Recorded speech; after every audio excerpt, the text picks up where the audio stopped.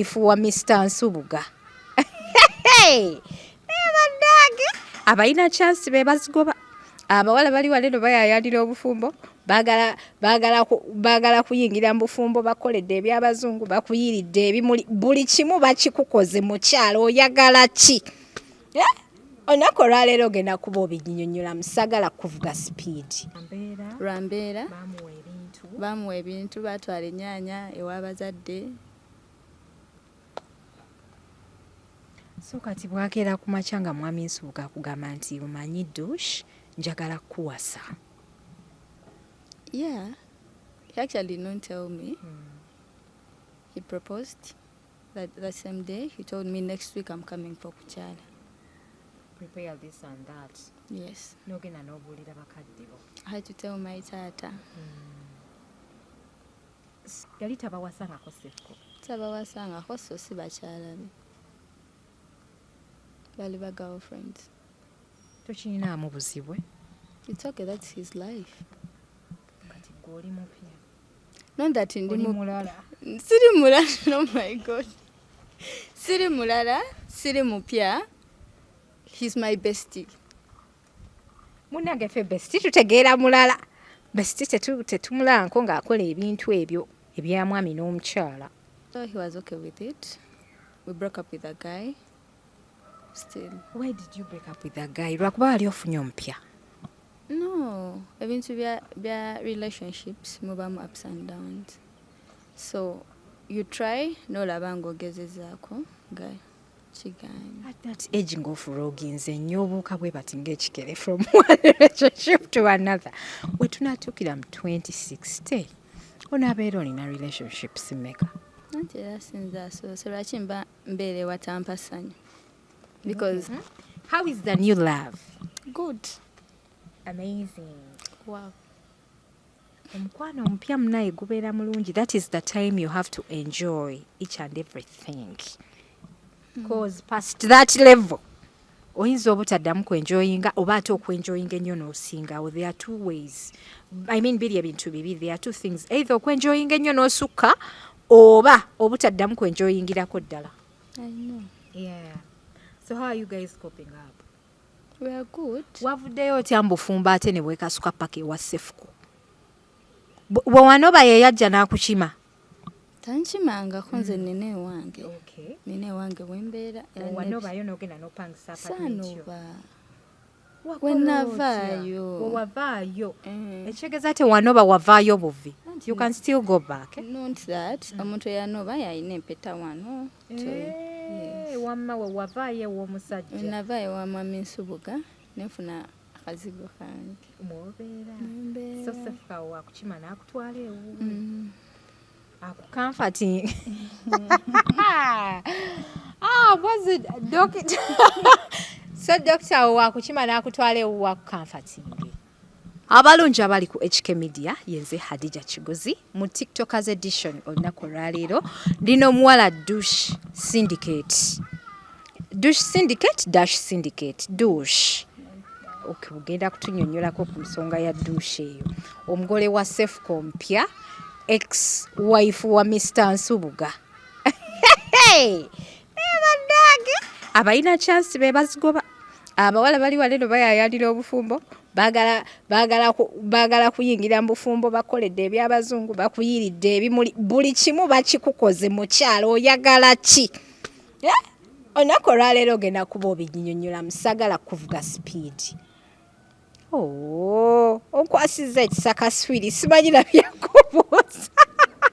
Banaye mwebala okutulaba, mwebala okutwagala, mwebala okusubscribinga aba Platinum Wellness Spa. Bakugamba nti genda okozese ku massage yaabwe nnungi nnyo nnyini ddala, okozese ku sauna yaabwe ne steam bath. Aba BBH Travels bakugamba nti gweyagala okugenda e Dubai oba mu UAE basobola okukolera visa eri very discounted. Ate nga visa efulumirawo gweyagala okola visa extension webali bulambalamba okubeera nti nno bakuyambako. Bannaffe aba IBK Cargo Services bakugamba nti kozesa kago gye weesiga okutikka ebintu byo. Bano banjagala kutikka kipooli, njagala kusindikira mama wange ebintu ndi mu UAE bakukolako bulambalamba. Offices zaabwe weeziri mu Dubai ate nga weeziri ne mu Uganda. Kozesa company eyeesigika. ogamba otya nse okulaba ensonga z'abawala nze nzikwasaganya simanyi oba baakugambye mugole Ngamba. nsayise okulaba Nawe okusanga mukwano. ya amanya go gwani Dushime Catherine Benon. dushime Yes. so kati olisalako dush dushime ababeera bagwanga ki Bafumbira. ha omufumbirwa n'omufumbirwa You know? mbalabye kati engeri gye mugattiganamu muli bafumbirwaya ne Cephco kati mufumbirwa so kati mubeereyo mu nnyumba nga mwogera olufumbirwa babuuza batya mu lufumbirwa Asibata. wasibota olufumbirwa lulinganga lunyankole Lunyaranda. lulinga lunyaranda so oli mufumbirwa kati yeggwe dushime Catherine Benon. Catherine Benon. Where is the Benon coming from? My dad. Your dad. Yes. Oh, that's amazing. Fije tweyitira bakigozi gwe weyitaliri. That's nice. All right, you look so humble. Thank you. Are you? I am. Really? Here. Wabula bannanga omwana ono yeewombese mu camera Jona. Mulabe n'engeri yokka just smiling. I am. That's me. That's you. Yes. And I wish you all the best, Dush. Thank you so much. Kubanga nze kyemmanyi sobola kusalirawo omuntu ku bintu bya laavu banjagala nansalirawo but we are yet neyeesalirawo we are yet to know your inside story so kumala okutubuulira dushime yani ng'owaawaziza social media oli muyimbi oli ki Shime ndi mwana wa Musumba ndinze. oli mwana wa musumba Yes. omwana w'omusumba yono gwe nalabye ku TikTok ku story y'omuntu yoyo oba oli mulala naawe wana atuddewo oli mulala Abana abasumba tetuli bamalayika. Ate la still bye mukola naffe bye tukola. lwakuba nti ffe tubikolera Mu nzikisa. naye mwana gwe bw'oyagala oyagalira ddala oleetera ddala omuntu mu kamera Ekirina obbayagala muntu wo mubakube. kiggwe Yeah. kati eno relationship empya nayo weegaana Relationship kyempya. eno gy'olimu ne Cephco. Tasobola gaana.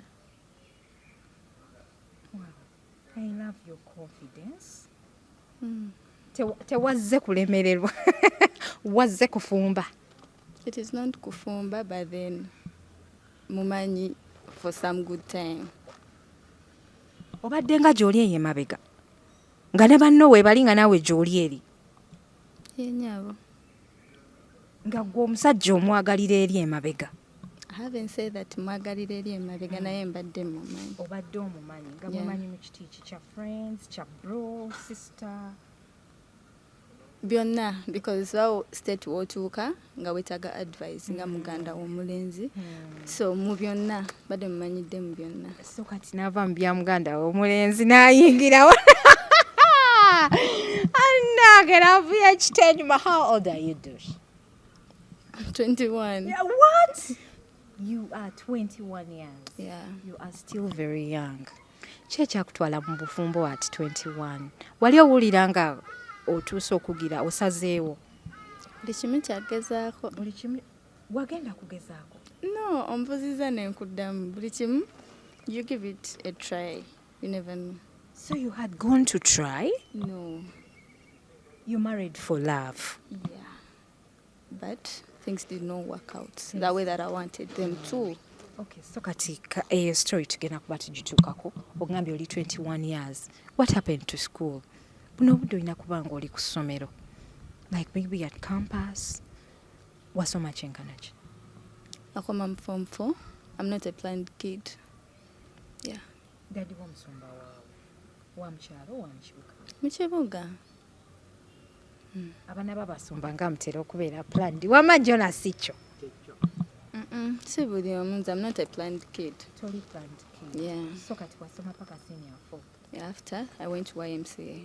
Oh, that's great. Yeah. Ne woba planned kid osobola okusalawo n'ogamba nti nze nkoma mu senior 4 I want to take up a course.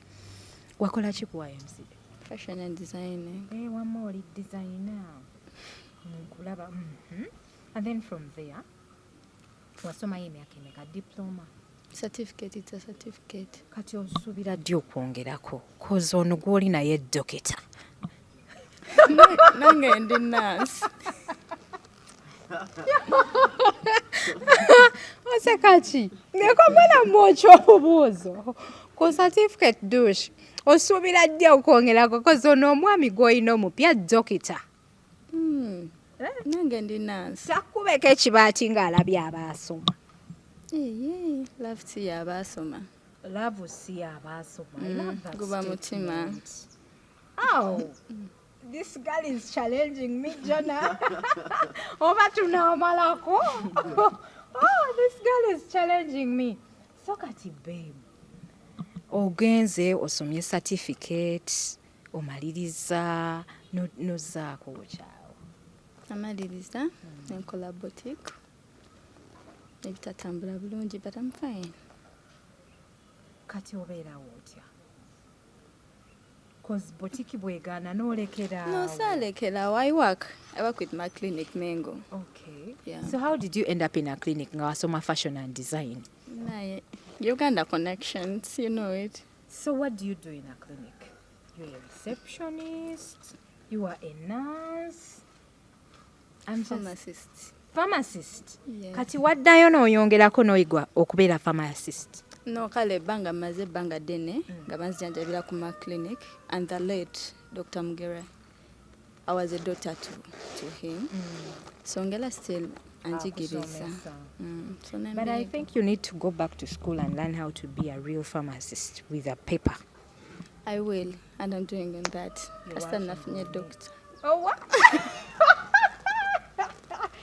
Kasita afunye omudokita. Bannange nze mbegomba abaana abato abakyalina omukwano. It is really very nice and very amazing. Kubanga there are so many things you don't know that you really need to know. Anyway, love will growing up growings. Love grows. Bw'oba osobola okubeera n'omuntu no standinga flows ze nga tovuddeeyo, no standinga strengths ze nga tomulekeredde, then eyo gyempita laavu. Naye kati gwe gwe kyasusseeko n'ovaayo. Olina laavu? Nenvaayo nenkola ki? N'ogenda mu mukwano omupya ewa Mwami Nsubuga. Anyway, mbuulira kati n'okola nga pharmacist for how many years now? No, it's 2 years. 2 years. Yeah. Kati Mr. Nsubuga yakusinkana mu pharmacy. Mwasinkana wa naye? Twasinkana South Africa. Kati wali ogenze kukola ki South Africa? I was going to meet my cousin. Ye yakuteekamu ticket. Nantekamu ticket. Mr. Nsubuga akuba kyeyo South Africa? No. Tetwa meeting in South Africa. I was in South Africa. He was in Uganda. You had gone to South Africa to work with your cousin? No. You had just gone to visit. Yeah. So how did you guys meet? So. The one in Uganda and the one in South Africa? Naye bamuwa number. So that means you did not meet in South Africa, but by the time they gave him the number, wali oli South Africa. Okay, so nakubirako. Nampeereza message kuba yali tankubidde ku WhatsApp, and I was like, who is this? Netwogera. And then netwogera. By then yasanga nina guy gwe dating, and nemugamba, you know what? I'm dating somebody. So he was okay with it. We broke up with the guy. Still. Why did you break up with that guy? Lwakuba wali ofunye omupya? No, ebintu bya relationships mubamu ups and downs. So you try n'olaba ng'ogezezaako nga kiganye. At that age ng'ofuroginze nnyo obuuka bwe bati ng'ekikere from one relationship to another. We tunatuukira mu 2060. Onaabeera olina relationships mmeka? Anti era sinza so lwaki mbeera ewatampa ssanyu? Because for happiness. Yeah. I'm with you on that one. So lwaki mbeera ewantu because I don't want to be saying what nga siri musanyufu. Life is very short. Life is short, by the way. Naye gwe oba okuddayo mbeere 21 years gyonna naye tekikyasoboka. Nkoze. So you broke up with that guy. Yali takuwa mirembe, yali takusanyusa. Sekunsanyusa. Oba you had seen better in Mr. Nsubuga? Not betterness in Mr. Nsubuga. He actually found someone. That guy Gwali. Yeah. He found someone else. Ate nga sigenda kulwana, sigenda mukaka. No muleka. And you hooked up the new date. Yeah. And then you miss him, boss. And then for Nsubuga, it ended in marriage. Kati wasuddewo tawulo y'obufumbo. Nasudde ntya tawulo y'obufumbo? Nga we nasuula oli era we nagisudde. Kati how did you end in marriage with Mr. Nsubuga? Mwewa obudde? Did you guys date? Mwewamu time oba yafuna excitement ng'alaba akaana k'omufumbirwa n'agamba nze kana akaana sikaleka. Twewa obudde. Mwewa time ne mudatinga byonna ne mubikola n'ogamba nti ono yansaanira nange nze musaanira. Mwabwewa.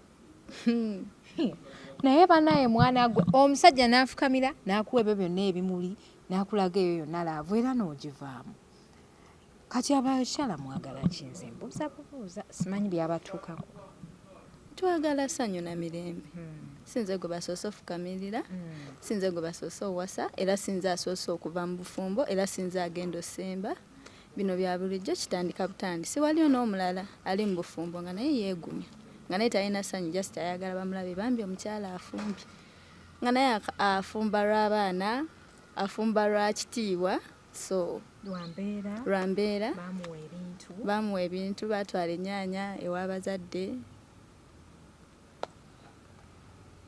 So kati bwakeera ku makya nga Mwami Nsubuga akugamba nti omanyi Dush njagala kuwasa. Yeah, he actually didn't tell me. He proposed that same day. He told me next week I'm coming for kuchala. Prepare this and that. Yes. Nogenda n'obuulira bakadde bo. I had to tell my tata. So kati nga bino ebizibu tebinaba simanyi byabatuuseeko. Kiki ekyabatuuseeko? Ebyomunju tebitotora. And I'm not ready to talk about that. Oyinza okuddayo. It is not that nyinza okuddayo, it's not that siyinza kuddayo, but ebyomunju tebitotora. You're very disciplined and I love you for that. So sobola keera ku makya nenjogera era n'aboogera ku akaunti yange tewaliyo nti nvuddeyo njogedde this. Bali kwogera not me. Audio ze zifuluma ani azifulumya? Azifulumya yemanyi sigenda mwogera. Oba yeggwa azifulumya. Why would I do that? Ango muli mukulaba mawulire naye bikadde nnyo. Just mubirabye kati. Naye bikadde nnyo ebyo bye bali okufulumya. 2 months back. Yeah. So sobola kwogera nti this happened between me and Mr. Nsubuga. I'm not ready for that and I will not and I will never. Yeah. Naye wavaayo obuvi. Bino abantu bye bagamba nti n'omusajja abadde yebaka ne basajja banne wabibuulirako byo bituufu. Bukye kyakunobeza. Ekyo kyo bambi si kituufu.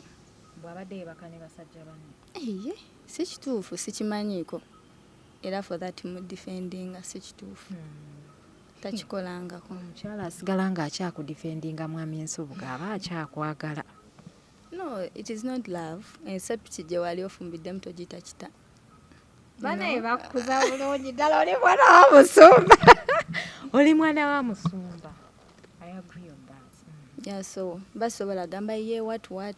Era nze ne Halima yabipostinga namu inboxinga ne mugamba kindly do this. Kati ya Halima yabijjawa okubipostinga. Ate ba blogger be bamanyi ngamba zaabwe gye bazijja. Gwe naye temuli bamikwano.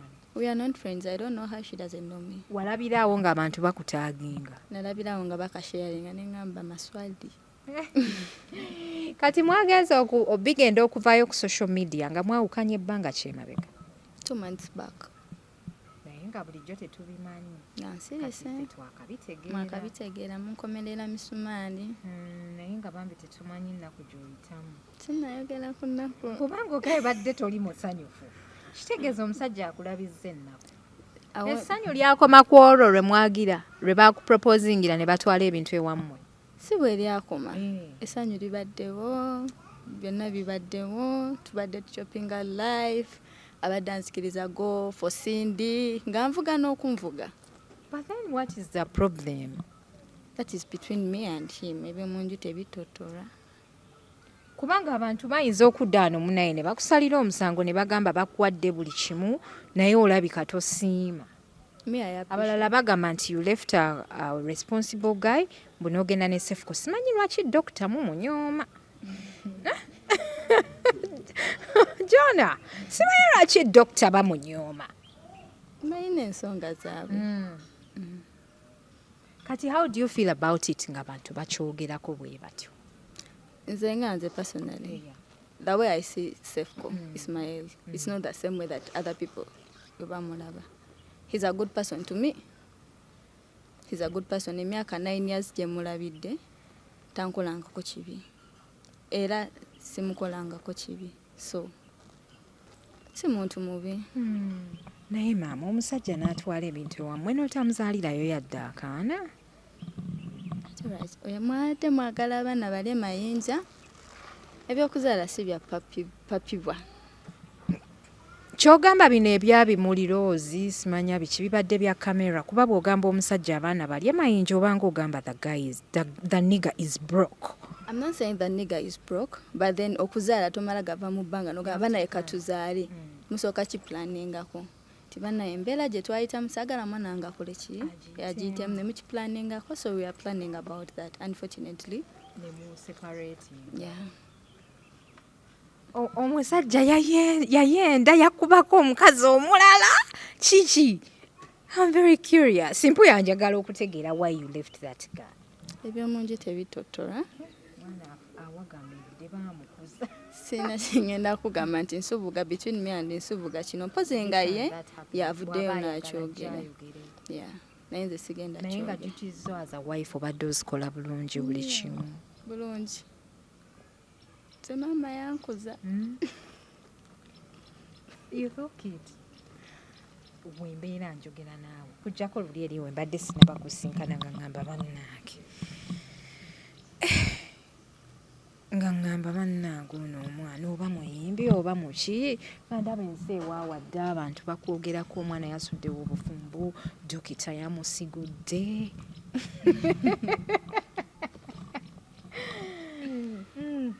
Dokita tannansigulako bambi. Gwe weesigudde.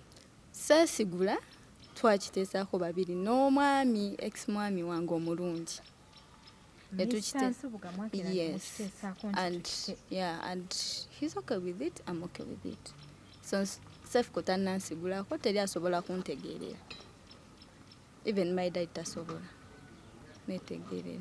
So kati awo ba parents mwabagamba batya kuba mumaze okulya ebintu dadi wo ongambye mugundi wa church mwabanyonnyola muti nti biganye banaye tukitadde mu mangu ago. Yeah, nze natuula naye because they are my parents. Nembabulira ensonga zange ez'omumaka ng'omuzadde ategeera omwana we era mbebaza nnyo bazadde bange abalungi. So they were like, go have fun. They supported you. They did not support me. Still omuzadde n'oba omugambye tutagenda kukaka akusindikeyo. Banteeka mu maaso ga Mukama ne bampa Zabbuli 41. Zabbuli 41 nge eyogera etya? Mukama ngumye. Bye wabanyonnyola baali balabanga it is worth it okuva mu bufumbo kite tebagamba nti obagezaako oba anything. Kulira bagamba omukazi tanobala omwo. Era nga wekyogedde omukazi tanobala omwo. Wali wano baano badda. Era ngambye mbu tunuulira ku bantu balaba omuntu gwenjogera naye banagamba naye ati gye emboozi bagirimu bokka. Wali wano baano badda mu bufumbo. Nga tebigatta. It is not tebigatta. Naye byali masekati gange naye. Katebigatta. Anti waliwo ebitagatta bye biba nti nga tewali kyekikwongerako. Obufumbo bukwesa ekitiibwa but still. Eno tatu wagisanguddeko lyabadde erinnya lya Mr. Nsubuga. Excuse me please, it was my name, Dushime. Tonkuba. Sisobola. omulabye jjo naawe wakyuseemu. Excuse me please. Tonkubirawo. I can't. I'm sorry. So kubandi wale no bisa mwepya. I can't do that. Nga mpitiridde okubuuza ebya Mwami Nsubuga. I'm really sorry, but I'm not doing okay, it. Don't worry. Nze nina amagye gaagano wompisizaamu oluyinga gandifendinga. Ngalabeera. Abalungi abaliko ekikebirya eze Hadija Kigozi nyumirwa nnyo okunyumyamu naddala n'abaana abawala. Nja kugamba nti buli muntu alina ensonga ze. Kulwaki aba avudde mu bufumbo, aba avudde ku mulimu, aba asazeewo alekewo obwa buloga agende ku kyeyo. Buli muntu alina ensonga ze. However, abantu abamu ensonga zaabwe bazoogerako, abalala bagaana, abalala bajja ne beeswaza ku social media. Tulabeko abantu abaswazizza babba baabwe olw'obusungu. So ndowooza bano balayika baakikkaanyaako. Naye era yadda nnimba waliwo waagira n'alaga obusungu. Wandazeemukkaawo obusungu. Ndowooza kalinga neno omuwala azuuza olugambo. Muna ffe twagala okutegeera cause this is the TikTokers edition. Hosting aba TikTokers ne bajja ne batunyumiza ku bulamu bwabwe, how they join TikTok, amawulire agabeera ku TikTok aga trending, sometimes nga kachinga up n'engalaga abantu. Cause eno ku YouTube wali abantu abatafuna budde genda ku ki. Then n'ababeera bali ku TikTok baba baagala okumanya details. Cause tosa kujja live no babulira details zonna abamu bayinza obutafuna budde biraba. But these are the videos that stay there. Zibaaya abantu they come and watch buli wajja n'akulaberinga gamba banaikange ndabe kuona omuwala. However, waliwo abantu abali ku TikTok awo nze sigana muntu yenna kupostinga videos zange. I love the way you share my videos. Naye abantu abajjamu logos zange mumpisiza ddala bubi. And then n'omuntu n'agamba ne bamugamba next part please. Najja n'asala ne wange n'abatwalira. Bambi oba oli ku haso yange gy'ozanyirako. Abantu batereyo parts 2 3 4 obagambe ebisigadde mugjeeko ku ki ku HK Media gyonna nteeseza bubi. Oshegeera naye omwana asobola okuwa abantu paati paka ku paati 15 nga takimanyi nti no naawe no ku YouTube oba weetaaga abantu bakole ki bajje balabe. Bambi tubasaba abaana abasalamu videos zaffe nti bwembeera hostings omuntu ng'omwetaaga postinga videos 4 ku 5 ezisigadde obagambe bajje balabireko ku channel yange. Ffenna twegase nkugase naawe ongase on top of which temututaginga natutaginga temutuwana credit naye nga ate tukuzizza channels zammwe tukuzizza accounts zammwe. So bambi akantu ako mukatunulemu nga bwe tweyongerayo mu mbozi ne Dush. So kati nga musalawo nga mukita nga afukaamirira nga biyitaawo weebityo nga bigenda ebintu nga mubirya gaite yajja kubasaba bintu bye. Tulabyeko abasajja tulabyeko abasajja abasabye ebintu. Labono baby. Anti basabawo be baawasa. Kati gwe tebakuwasa. It was kuchala. Not even introduction, it was kuchala. Just kuchala. Yes. So kuchala you take it for just. Not for just, but still omuntu ali mature tusala kugenda mbazadde bo omuntu nawo batewewadde kitiibwa. I think Nsubuga can't do that. Okay, he can't. Onota nze nalabako ku bantu bemmanyi obulungi. Gayi nga ze nakima ebintu by'okukyalo. Manyi lwaki yabikima? Gayi yagamba mama w'omuwala. N'amugamba nti okuwasa ono omukazi like ono muwalawo okumwanjula tusooke tuzimbe. Mama w'omuwala n'agamba nedda omuwala wange tava wano eno nga tewali mukolo obi ng'ayagala abantu ku kyalo bamulabe. Gayi yajja n'akima ebintu by'okukyala. So in that caliber omuntu asobola okujja. Anti oyo Gayi yali right era nange musupportinga naye nze Nsubuga tebamuteeka ku pressure, samuteeka ku pressure. Yakikola akyeyagalidde. N'ebintu teyabikima. N'ebintu tasobola. Abasajja abakuzibwa tebabikola. N'obeera n'omusajja yakuzibwa ate n'omulekaawo. Buli omu aba n'ensonga ze mukwano. Kyoyagala ani? Cephco. Dokita. Munnanga abantu bagambye mbu dokita ye yayonoonye obufumbo bwo ne Mwami Nsubuga. How true is that? Bambi Cephco muwolereza. Tannaboonoonako. Era Cephco abadde ampa ekitiibwa kyange gyendi nga nange muwa ekitiibwa.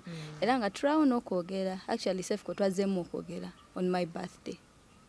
Nga naye twogera ku WhatsApp naye okuddamu okwogera ennyo. Ani yataddemu ssente omweyo birthday? Omwana wa bwala neekolerera. Oba wabadde oyagala kulumya Mwami Nsubuga? Hey, it's my birthday. So why would I hurt him? Anti munaye wetwetekamu ssente okugaya abalowooza waliwo akutaddemu kuba aba y'abadde ng'akuteekamu. Guno omulembe gw'abakyala gwakwekolerera si buli kimu omusajja alina okuteekamu. Why would you do such a party? Isn't that one being extravagant? Onansonyiwa nze ndi local. No, you're not local, but I have my reasons as to why. You are celebrating. Yeah, because... Wabadde nga celebrating okuva mu bufumbo. No, nze, I've gone through a lot this year. I did some surgery some time back, so nandibadde nafudde. So... Kyo kyali kikuluma. Wagenda bakuteekeko nnyashi. Oh gosh! Badde era akugamba nange ontwaleyo. Wali oli mulwadde? Yeah. I'm so sorry to laugh. Okukusaagira mu mbeera yo. No, it's okay. Nali ndi mulwadde, mpise ebintu bingi. So nengamba banaye, Mukama olaba mponyeza this time. Era ne ku birthday, nateekako today I'm celebrating my life. Kye nateekako. Awo ng'owezezza 21. So kati bino ebizibu byonna bizze bikutuukako ng'oli awo 18, 19 naye nga wakiira obufumbo. Wali otuuse? Nali ntuuse obufumbo tebabukeerawo naye nawe owulirira you're ready? Genda fumbira mwami wo. The only problem gye tukuyinako kuvaayo. Olina okuyingirayo ng'oli ready ng'ogenda kubeerayo nga togenda vaayo. Tetwagala laba mufumbo afumbiddwa n'avaayo. It hurts us. Anti nange nkugambye sinze asoose, sinze asembye. Nze asoose okuva mu bufumbo.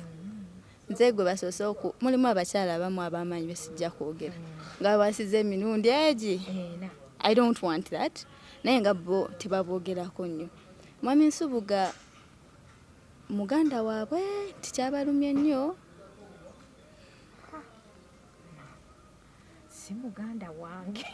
No, I'm not asking you because gwe tokikerangako. Naye abo ba TikTok in-laws bonana bali kuteeka mu muliro mungi. Embeera dushi.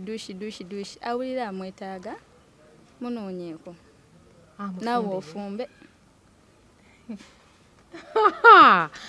Bannange ng'owanda muliro. Siri kuwanda muliro. But TikTokers bakutuuse ku nerves. Batama. Nga yet they don't know the truth. So when I wake up in the morning, nengamba this is what happened. Munaina temujja kyagala. Tetujja kukikkiriza. Mujja gamba Dush. Sirika. You've tried. Banaye bw'oba tokyogeredde wano ku HK Media tokyogeranga. Era sisobola era sirikyogera. N'abandi okumpi tebakimanyi okujjako my parents. Kubanga zino video zenkuwanye nti baakukuza nja zireeta nkube. Sisobola. Singa navaayo kuba bankoledde video nyingi. Oli naakuvuma, hey, what. Nandibadde nkwata oba nentaayo ODH emu bweti. Emala bumazi but I respect him. I respect everything that happened between us. Era siri byogera. Mpozi nga ye avuddeyo. So kati, how did you meet you and Cephco? I was in my form 2 nga tugenzeeyo. So ne musanga ayogera oluzungu. Bannange ne kasimayiro kazi. Omwana obwedda munyiivu naye kati ne kasimayiro kavuddeyo. Nga dokita ayogera oluzungu. Ayogera oluzungu. Twali tugenze mu debate. Never tukuba because of him. Ye yali kweri side nga gwo. Yeah, because yali kuna tete Muslims nga nze ku side yaba my school. So that's how we met. Nga yali mu class. Yali ansingako class yali mu form 3. Nga gwo li mu form 1. Goli baana. Sen baana. Kati oyagala okungamba nti Cephco ali 23 years. Nze simanyi myaka gye. Jona Cephco ali 23 years. Kubanga Dush waba yali ali mu form 1 nga Cephco ali mu form 3 amusingako emyaka 2. So kitegeeza Dr. Cephco is 23. Mama mwana ebitiibwa bya dokita byamukera at that age. At meeting and asoma, then after school era still. Nemuddamu ne mwesinkana. And then how did you guys connect? Twakonectinga kuva ku ssomero. Then after school. No, ebyokusomero bibaawo but this other life is different. Tosobola kuddamu ate n'obeera nga bwe wali ku ssomero. Kati waliwo this chick. Sijja mwogera so namusanga Natete. By then yali ali Natete during lockdown 2019 yawo. So before I left, then namusanga we exchanged numbers. Yatuddamu connecting mu 2019. Yeah. Then njagala onyumize party ya Cephco until today. So netuconnectinga netunyumya twanyumya biri masikati gange naye era nabyo sijja byogera naye bannange mwana gwe dokita wali omumanyi n'ogende South Africa ng'omumanyi ne mwogera ng'era mwogera n'ofumbirwa era nga mwogera ne Cephco naye nga ye tomuvugira nga tomufumbirwa. No, oba just yali waawo nga friend. We tried it but it did not work out. Netukireka. Yeah. So kati mwaddamu mutya ate okubeera ba best okutuuka okukiwakingisa out. I haven't said that it has worked out. It has. No. It has kuba kati oli naye. Ndi naye. Mugole wa Cephco gwe tumanyi. Ndi best. Cephco musajja wa ggwanga. Buli mchala gwabeera naye we recognize them. I didn't know. You didn't know? You have not seen your sisters? Sisters? Bachala ba Cephco babadde nga jja nabo nti they have been there nga tubalaba. We watch over them. Bachala? Hey. But girlfriends. Yeah, that's better. Wabula omwana ono. Embadde mbalaba. Omanyi okukkiriza nti bakyala ba Cephco. Si bakyala be because tabawasangako. Tagendangako mu bazadde baabwe. Batugamba nti yagenda ewa mama wa Nakanka kakituufu. Ose kati. Ye yali awa taata wa Nakanka kaseete. Okakasa. Toyogera by'otalinaako mitwe n'amagulu gamba mbumbu. Wembu. Aha. Yali tabawasangako Cephco. Tabawasangako so si bakyala be. Bali ba girlfriends. Tokirinaamu buzibwe.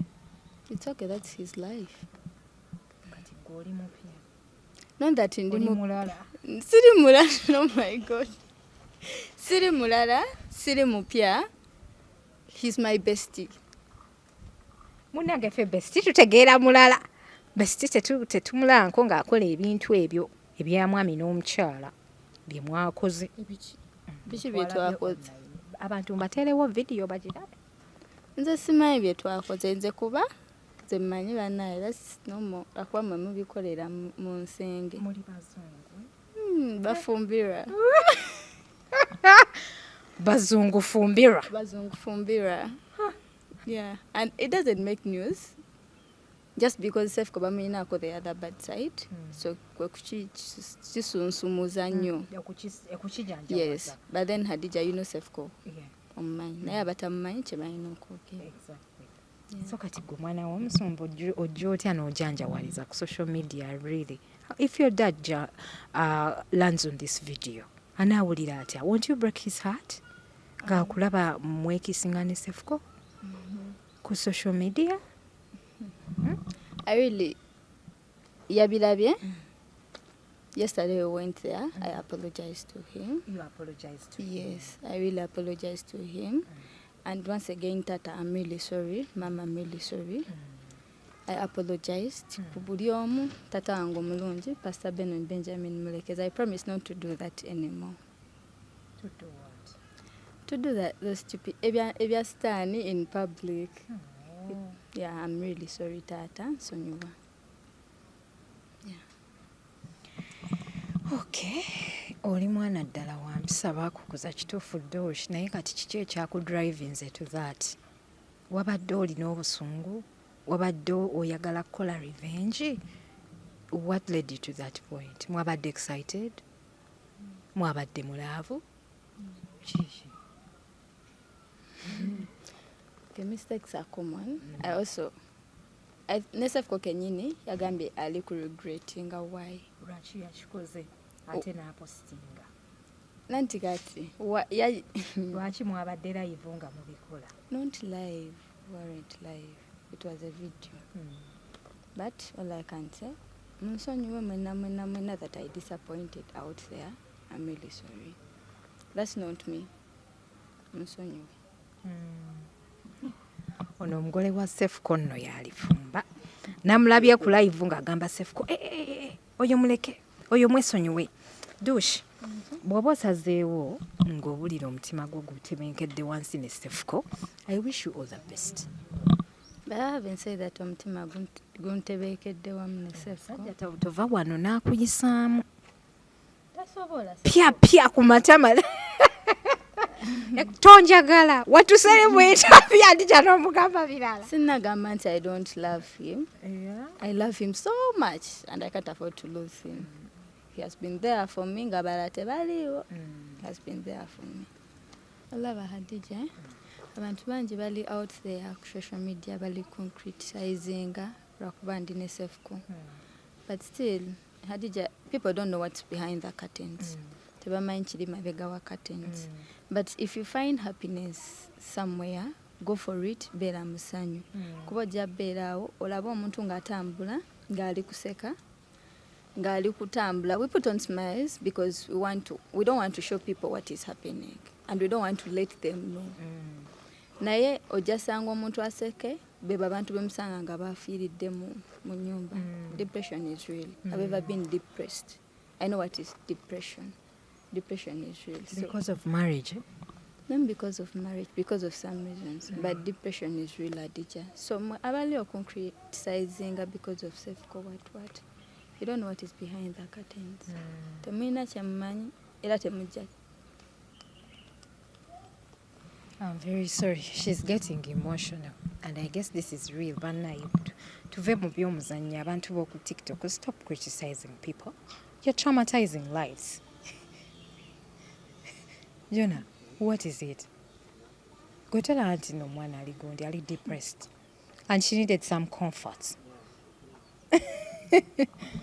Kati Dush, coach. Are you going to brand yourself? Nga bana abakyala ba girlfriends ba Cephco betuze tulaba emabega. Twalabako Joey, ne tulabako Nakankaka, ne tulabako ne Hazel. Obadde oba following. You have a problem with them? Some of them were my friends. For real? Like who? Nakankaka and Joe. Baali bakwano bo. Kati kitegeeza wasinakinga bba w'abakwano bo. Nedda nze Cephco namumanya long time ago. Bo tebannamumanya lwakuba ggwe osembyeyo. Oli first born yatosibwako.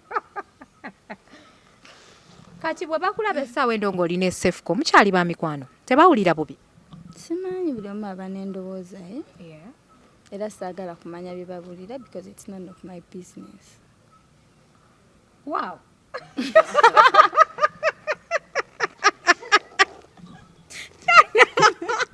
Gwe oyagala ntidde toyagala kumanya bwe babulira cause it's none of your business. None of my business. Ngeri gye bawuliramu tekwatako. Ate lwaki biba binkwatako? Si bakwano bo. Like, do you talk? Mukyayogera oba ekyo mwakita?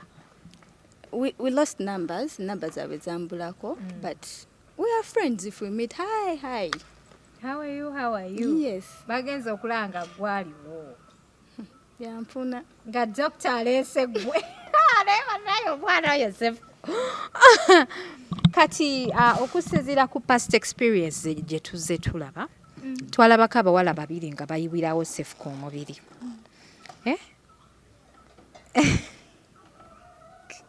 How do you feel about that situation?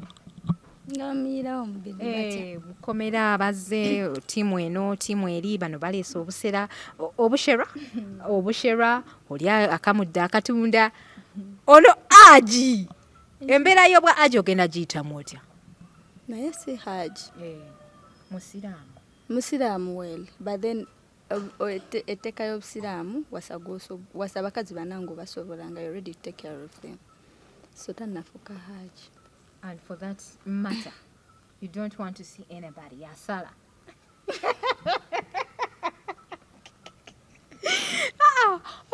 Nze nyumirwa nnyo okwogera muko n'abaana abato kubanga emboozi y'abaana abato bannaye mukikkirize esanyusa twakoowa ebintu ebituleetako ennaku ku buli kiseera ne tubeera nga tuli munaku waliwo we tujja ne TikTokers edition nga yo ejja kunyuma bunyumi. So kati naawe oli ready okuyita mu banno kye baayitamu oba gwozze kukyusa Cephco okusinziira ku kifaananyi ekiri ku social media abantu Cephco bamumanyiko ekifaananyi kirala mu kutreatinga abakyala ayagala nnyo naye alina obusungu bungi ekyo ogenda kikola otya era alina obusungu bungi ye bw'omunyiiza tajja kubeera nga ggwe nga bw'okoze Mr. Nsubuga ajja kujja atubuulire ekyaliwo ne Mr. Nsubuga anti kati Cephco naye tamanyi kya happening kubanga namuwulidde akaaba ng'agamba abakazi bayita mu bingi ne ng'aba nange omwana ng'ali mukwana akaabirako Dush talina kyamanyi era eyo mba muwayiriza he doesn't know what really happened between us era ngamba Dush ze sikujja Mubufumbo bo sigambako Dush do this era talina kyamanyi naye weesalirewo bwesalire singa Mr. Nsubuga akeera ku makya n'akyusa ogenda kuleka Cephco ddeyo maama oziimudde osobola okukeera n'oddayo time will tell ojja kwesalirawo yes kati Cephco anaawulira atya bannange ng'omuleseewo Cephco ng'alina ekyejo ajja kujja ku social media tukaabirira amaziga tasobola kuba he's changed now akyuse sinnamukyusa but I think we believe in change mbadde nkubuuza ogenda kukola otya obusungu bwa Cephco cause Cephco ayagala nnyo naye alina obusungu bungi so how are you going to control him so Hadija when you come out and you help me ate ngomaze okunyamba womala okunyamba ate nenzira eri nenkwogerako nentandika okuvuma can you keep quiet so yakugambye bino bye baabeerawo in the past yayambanga abantu ate ne bamwogerera bubi ne bamuyisa bubi si yaŋŋambye nange ndi muntu ndaba bakyala ba Cephco be baamuyisanga obubi wabalaba nga bamuyisa bubi nnyo tosobola salira Cephco kati musango it's not that sobola salira Cephco musango but that's the truth baamuyisanga bubi sijagamba bamuyisanga mubi but it's not good for someone tonyambye Hadija ate nenkuvuma the first time nekuvuma the second time nga toddamu and of course amani nokuda ekitegeeza ba girlfriends ba Cephco be bamuvumanga nga ye Cephco asirise paka naluzinga patience nze bwenkimanyi gwe bwotyo bwe walaba si bwe nalaba bwenkimanyi because byonna nebya happeninga nga namukulira ne mubuuza Cephco naye byekisiru kyebyo byoli okukola nangamba Dush nze ebyo sibimanyiiko just because nvuma abantu ku TikTok buli kimu bali kiteeka ku nze but I have nothing to do yeah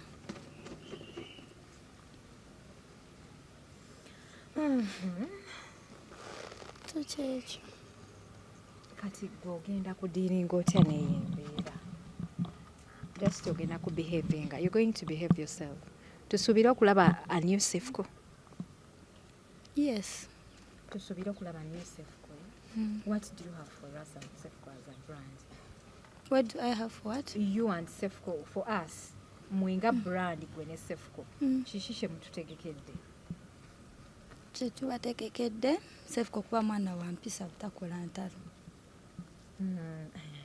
bannange oyina amaanyi how are you going to control that anti omuntu omugamba kubanga bbaawo ng'alina obusungu bawange so kati is he going to go to your parents mwabituuseeko ebyo laba n'akakomo kaliko jokita kaakano balese nabakalaba kaliko ekigambo jokita bannange ng'oli muraavu how is the new love good amazing wow omukwano omupya munaye gubeera mulungi that is the time you have to enjoy each and everything because past that level oyinza obutaddamu kwenjoyinga oba ate okwenjoyinga ennyo n'osingawo there are two ways I mean biri ebintu bibiri there are two things either okwenjoyinga ennyo n'osukka oba obutaddamu kwenjoyingirako ddala I know yeah so how are you guys coping up we are good wavuddeyo otya Mubufumbo ate ne bwekasuka paka ewa Cephco bwe wanoba ye yajja n'akukima tankimangako nze nene wange nene wange wembeera wanobayo n'ogenda n'opangisa saanoba Wenavaayo. Wavaayo. Ekitegeeza ate wanoba wavaayo buvi. You can still go back. Not that. Omuntu eyanoba yalina empeta wano. Wamma we wavaayo ew'omusajja. Wenavaayo wa Mwami Nsubuga nenfuna akazigo kange. Mwobeera. So Cephco wakukima n'akutwala ewu. Comforting. Was it doctor? So doctor wakukima n'akutwala ewu wakucomforting. Kati, how far with the dating? With what? Dating. Because you're still dating with Cephco, right? How far? Are you dating? Are you already in love? That's between me and him. Hey.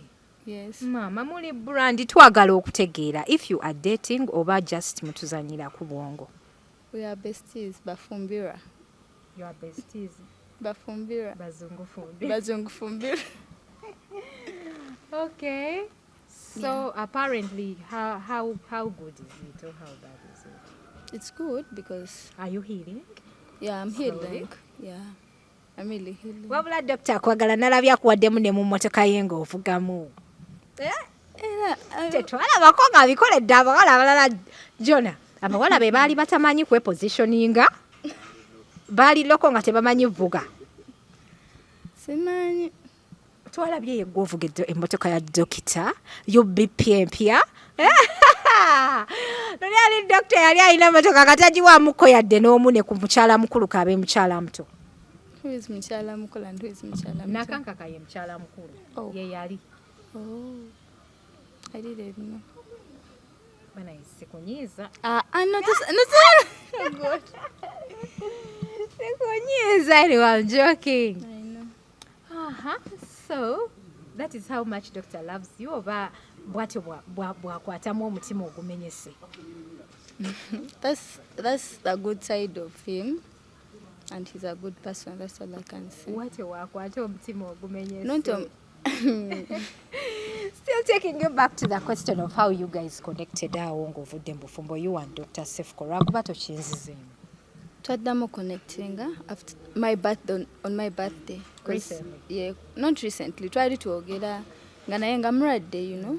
I used to go and see him. Hi, what nga visiting omulwadde. So on my birthday najja so kati netuddamu connecting nnyo. So after my birthday ebizibu ne biyingira munnaye. Nagamba atya? Tunyumiza. No, after my birthday ne batandika okunsabula ku TikTok. Nagamba kanzije ngu defending a baby. Not baby but because me I was just crying, by the way. I was just crying. Najja kusirise? Teyajja kunsirisa, but he said, Dush, I'm going to stand with you. Yeah, because still singa si Cephco. Banvumye ne bampayiriza what. Teri yali avuddeyo nga manyi ba TikTokers, most TikTokers, teri yali avuddeyo n'agamba, we know Dush, this is what she does. Bonana they kept quiet. Cephco eka yavaayo. N'ogamba nti kati ono omuvubuka engeri gy'ampolerezza. I have to go with him. Not to go with him, I was already with him.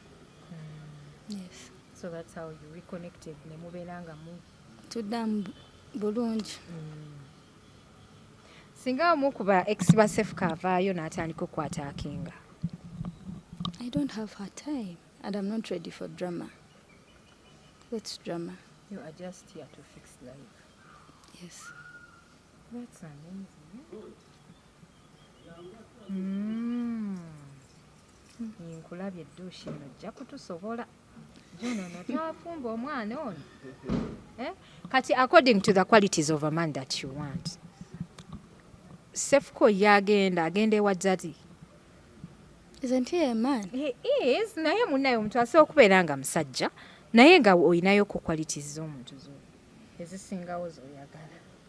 Ezo zange era I will let you know that banaye yono omusajja gwenfunya ina qualities zenjoge. Banaye ne mumala mwanjula mujja kuba mutuku byakavulu.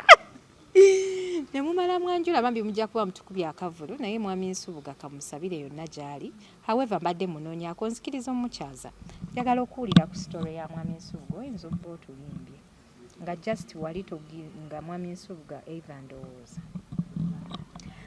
Nga engeri gye wabeeranga ne ba bestie ng'oli mu bufumbo.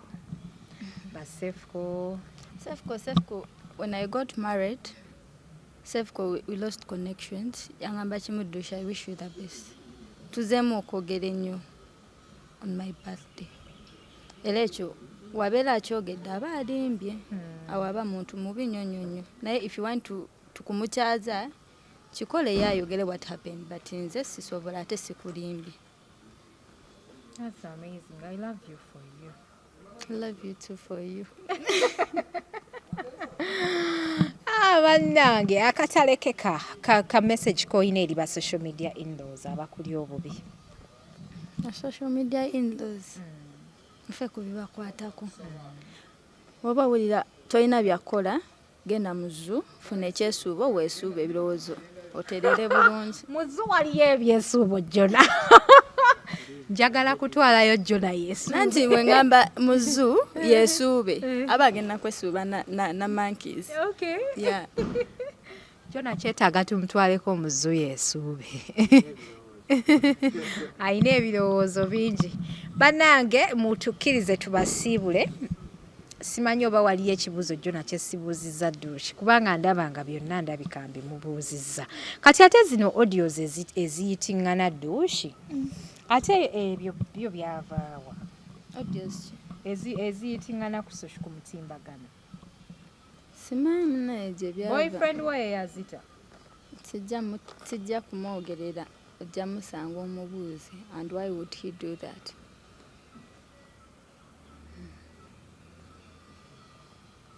Batugamba mbuno Cephco eyo gy'abeera mbutabeera n'abakazi banne gwe yabaddeko naye wamma kiri kitya?